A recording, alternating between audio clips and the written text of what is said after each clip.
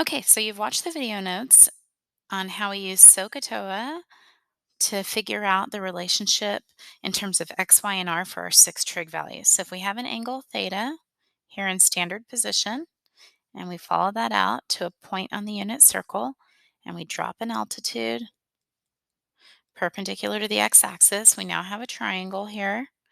And its distance from the origin in the x direction, its distance up from the x-axis in the y direction, and its radius, which when we're on the unit circle, we know that radius or distance is 1, give us our x, y, and r values, which are the adjacent side of the triangle relative to our angle theta. Y is the opposite side. It's across the triangle from theta, and the radius is also the hypotenuse. Okay, and so that's where we use SOHCAHTOA to help us figure out, in terms of x, y, and r, what our six trig values are. So just as a quick recap, we've got sine, cosine, and tangent, which are the three that we knew from before. Sine, cosine, and tangent. Sine is opposite over hypotenuse, so that's y over r. Cosine is adjacent over hypotenuse, so that's x over r. Tangent is opposite over adjacent, so that's y over x.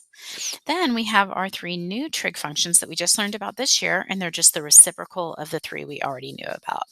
So every s needs a c. So if that one starts with an s, its reciprocal starts with a c. So that's going to be cosecant theta. And it's just the reciprocal, so it's a flip of the fraction, so it's r over y. Then this starts with a c, so its reciprocal starts with an s. So that's going to be secant, which we abbreviate SEC. Its cosine is x over r, so its reciprocal secant is r over x. Tangent is y over x. Its reciprocal is the easiest to remember. It's cotangent, which is abbreviated COT.